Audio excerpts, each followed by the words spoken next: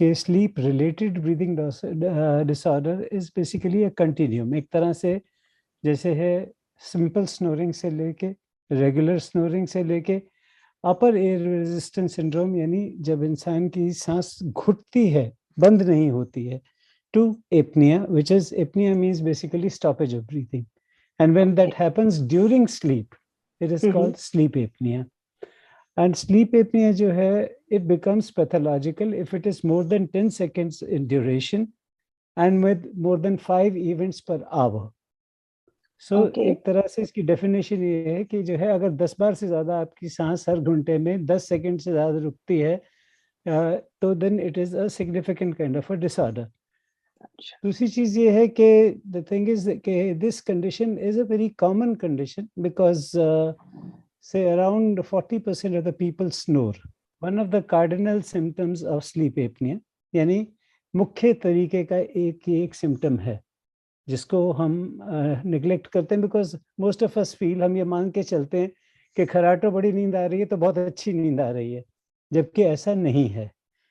और क्योंकि ये हो रहा है बार बार और सारी रात में कई 100 बार होता है, तो ये पैसिवली जो है एक तरह से सांस रुकता है। सांस रुकने की वजह से ऑक्सीजन कम होती है and it puts pressure on your heart. So it is the single largest cause of essential hypertension.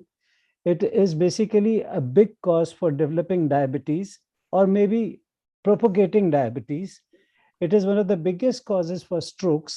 It is one of the biggest causes for roadside and industrial accidents, because all that you need is a snooze on the wheel.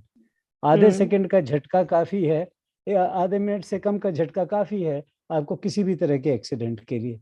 So a lot of accidents happen in people who have not been properly slept, and sleep apnea is one of the leading features. And of course ये obesity के भी कारण बनता है कि बुनियादी तौर पे तो जो आपकी फेशियल स्ट्रक्चर है, यानी आपके जो फेस का स्ट्रक्चर है, अगर आपका जो नीचे का जबड़ा छोटा है और पीछे है, या फिर जिसका गर्थ ज्यादा है, तो एनीथिंग जो इस जगह को कंट्रीब्यूट करती है नैरोइंग के लिए, उसमें स्लीप एपनिया हो सकता है। तो सबसे पहली जो मिथ्या और धारणा है कि ये सिर्फ मोटे लोगों को डिजीज है, ऐसा नहीं है। It can happen in very lean and thin patients also, but definitely obesity causes this thing and obesity is being fed by this thing. एक तरह का विशियस सर्कल है, एक दूसरे से जुड़ा हुआ है।